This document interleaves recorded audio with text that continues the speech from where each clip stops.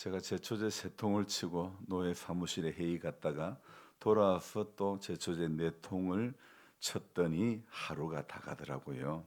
물론 제초제를 쳐야 할 곳이 남아 있긴 하지만 새벽 2시부터 일어나서 움직였더니 제게는 더 이상 일할 만한 체력이 남아 있지를 않았지요.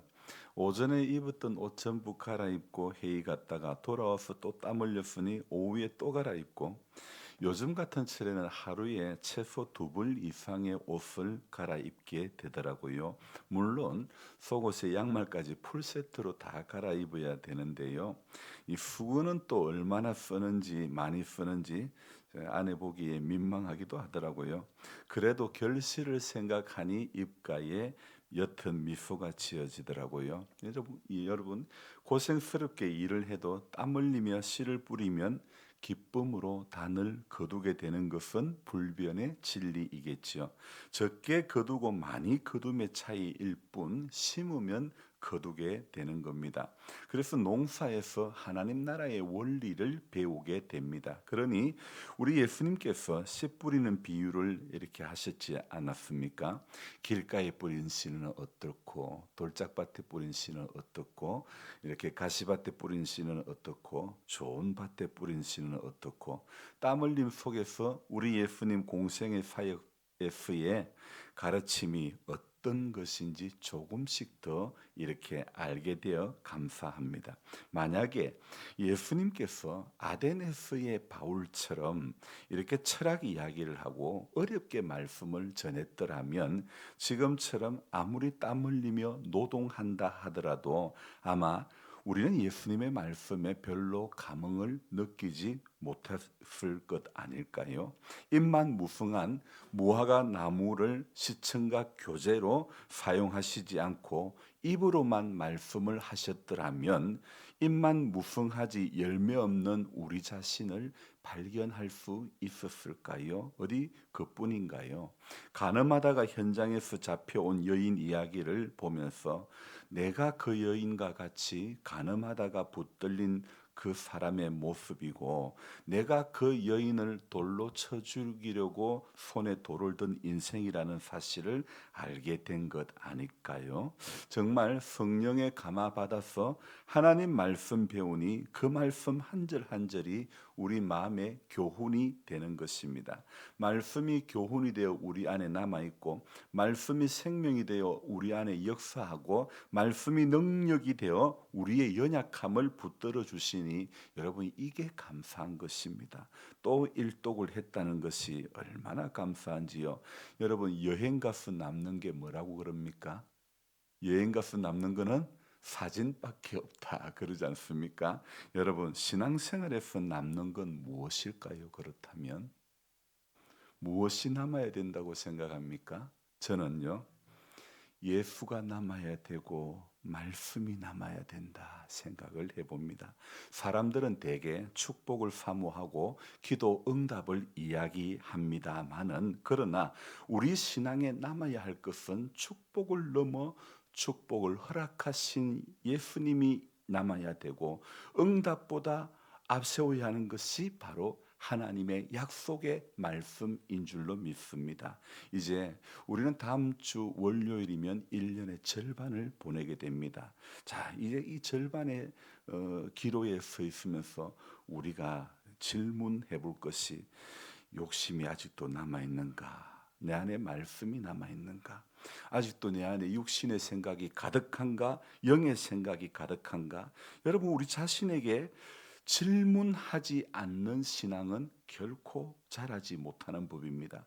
끊임없이 우리는 자신에게 질문을 해야 우리 신앙이 자라간다고 생각합니다. 거울 보지 않고 우리 모습 알 수 있습니까? 말씀이 없으면 우리 신앙 장담하지 못하는 것입니다. 얼마 전에 따온 개복숭아 설탕과 1대1로 섞어 가지고 효소를 담아 놓았습니다.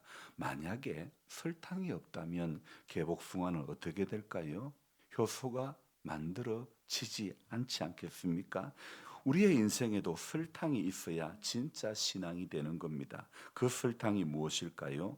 바로 성경 말씀이 있어야 진짜 신앙이 되고 고난이 있어야 진짜 이기는 신앙이 되는 것 아닐까요? 히브리서 11장에 열거된 인물이 총 몇 명이나 될까요? 먼저 4절에 아벨이 나옵니다. 5절에 에녹이 나옵니다. 7절에 노아가 나옵니다. 8절에 아브라함이 나오고 11절에 사라가 나옵니다. 그리고 13절에는 이 사람들 전부 다 믿음을 따라 죽었다고 이야기하고 있고요. 그리고 20절에 이삭, 21절에 야곱, 22절에 요셉, 23절에 모세, 그리고 31절에는 라합을 이야기하고 있고, 그리고 32절에는요. 오늘 우리가 읽었던 32절에는요. 기드온, 바락, 삼손, 입다, 다윗, 사무엘 등 총 16명의 이름이 등장하고 있는데요. 이 중에서 참 좀 독특한 것은 아브라함의 경우는요. 8절부터 10절까지 나오고 17절부터 19절까지 또 나옵니다. 그리고 모세의 이야기는요. 23절에 시작해서 30절까지 모세의 이야기가 나옵니다. 자, 그렇다면 이 아브라함과 또 모세 이야기 길게 서술되고 있는 이 두 사람의 공통점이 무엇일까요? 아니, 여기 히브리서 11장에 등장하는 사람들에게서 볼 수 있는 공통점이 무엇일까요? 이 성경은요. 히브리서 11장은 공통적으로 믿음으로 누구는 이 말에서 우리가 힌트를 얻을 수 있는데요. 자, 어느 인물 앞에도 다 믿음으로 누구는 그렇게 말씀하고 있죠. 자, 그러면 믿음으로라는 이 단어에서 우리가 힌트를 얻을 수 있는 것, 공통점이 무엇일까요? 바로 고난이 있었다는 것. 어려움이 있었다는 거죠. 어떠한 어려움이 있었지만, 어떠한 고난이 있었지만, 그러나 믿음으로 누구는 이랬다. 이 이야기 아닙니까? 그래서 히브리서 11장에서 이 11장 말씀이 우리에게 교훈하는 것이요. 원리가 이 원리 아닙니까?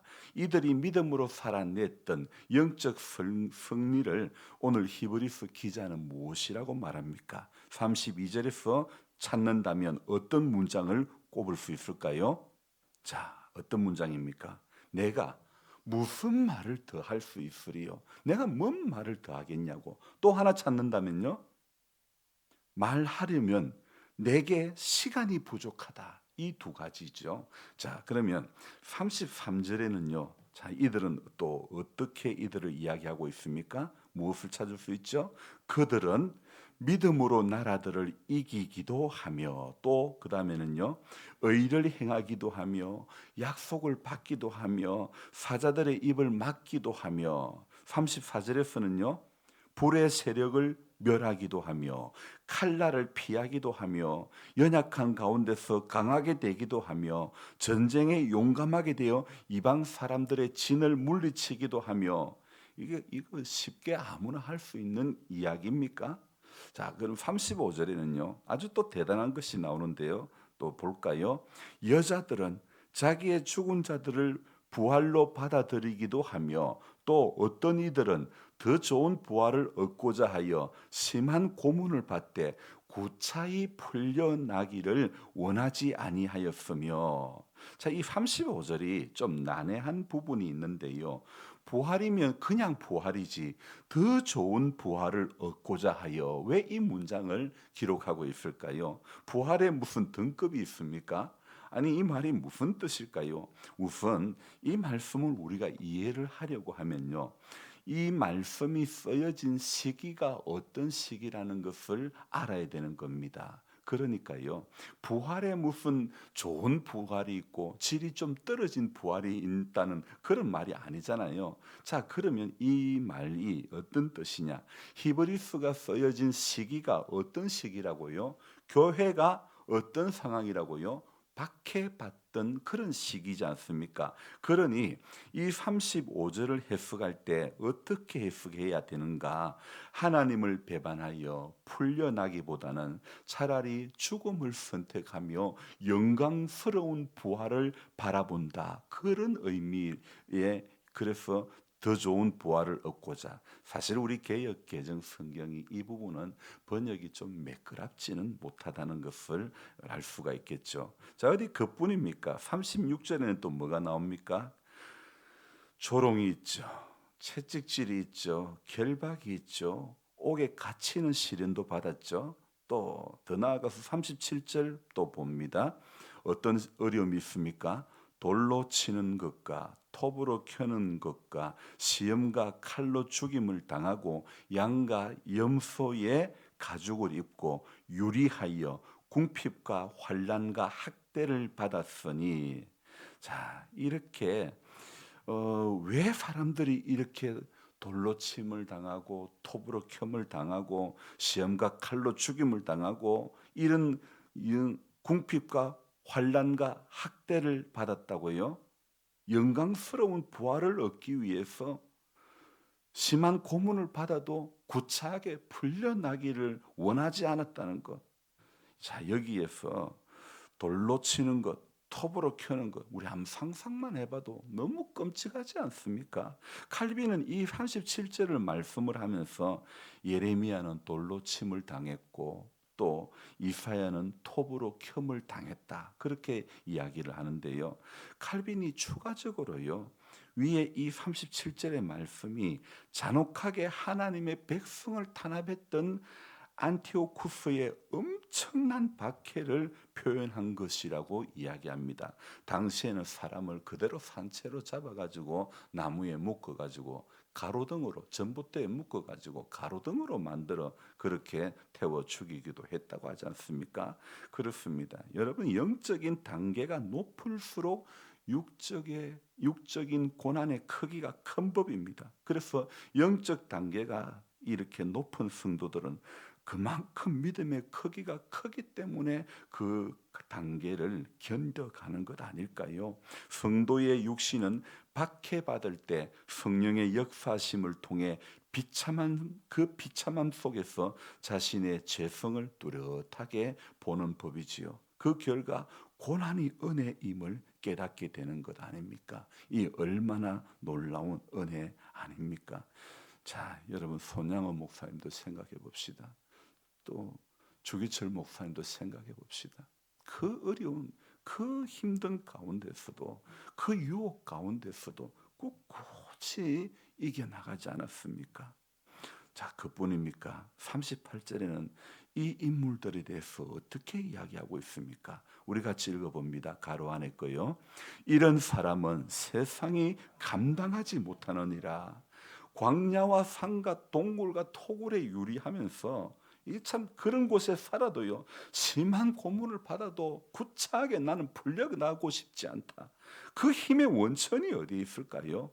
오늘 35절에 더 좋은 부활로 개역 개정은 번역이 되어 있지만 실제로는요, 영광스러운 부활을 바라보며 고난을 기꺼이 당했다는 겁니다. 기꺼이 돌에 맞고 기꺼이 톱으로 켬을 당하는 것입니다. 그래서 참 이런 모든 히브리서 11장에 나오는 이 인물들의 이 고난을 생각해 볼 때에 성도는요, 눈앞에 축복을 바라보며 사는 인생이 아니라는 겁니다. 고난이 도리어 축복이 되는 하늘의 원리를요, 오늘 우리가 하나씩 알아가는 겁니다. 그래서 밭에 열심히 심으면 기쁨으로 단을 거두게 되는 것처럼 하나님 나라의 영적인 원리를 하나씩 깨달으면 고난은 저주가 아니라 고난은 도리어 축복이라는 사실이 더욱 또렷해질 줄로 믿습니다. 그러니 오늘 우리의 현실에 어려움이 있고 아픔이 있고 고난이 있고 참 병든 이 질고가 있다 할지라도 여러분, 잠깐이라는 겁니다. 하나님은 잠깐의 어려움 가운데 우리가 들어간다 할지라도 결국에는 하나님은 영원한 영광스러운 부활의 자리로 저와 여러분들을 인도해 주시는 것입니다.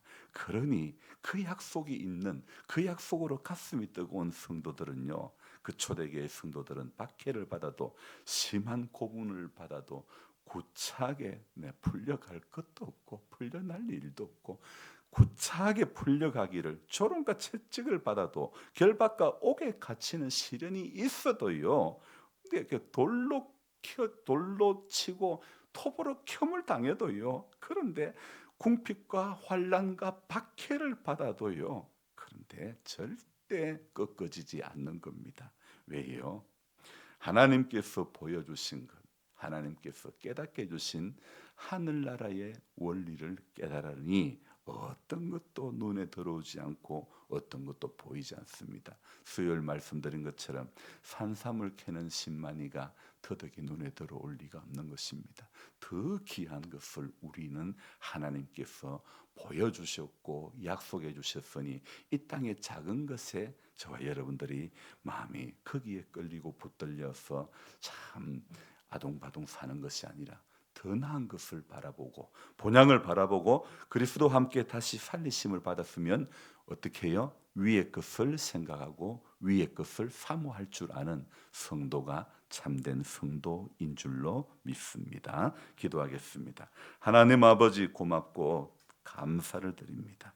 참 히브리서 11장에 나오는 이 인물들을 대할 때마다 나도 믿음으로 저렇게 해야지, 나도 저렇게 살아내야지, 그래서 결국에는 영광스러운 부활의 자리에 들어가야지. 우리가 이 히브리서 11장을 대할 때마다 이 사람은 이런 어려움이 있었는데 이렇게 결단하고 이렇게 이겼네. 우리가 이 히브리서 11장을 보면서 그래서 우리가 알 수 있는 것은 참 모든 것은 믿음으로 되어지는 것이지 그 사람이 대단해서가 아님을 알게 됩니다. 믿음으로 누구는 전부 믿음으로 어땠다 저땠다 이야기하는 이 모습, 하나님 아버지, 오늘 나도 이 땅에서 이 히브리서 11장에 나오는 인물처럼 믿음으로 지금에 있는 어려움 난간들을 헤쳐가야 될 줄로 믿습니다. 하나님 아버지, 지금은 눈에 보이지 않지만 그러나 믿음으로 그리고 바라보며 장래 기업으로 받을 땅을 향해 갈새 갈 바를 알지 못하고 갔던 아브라함처럼 우리도 하나님 앞에 서는 그날까지 이 약속의 말씀을 붙잡고 하나님 약속한 것만 바라보고 약속하고 계신 그 말씀만 붙들고 끊임없이 하나님 앞에 은혜의 보좌 앞에 담대히 나아가는 모두가 되도록 도와주시옵소서. 우리 요교 집사님 그 모든 약함의 원인을 제거해 주시고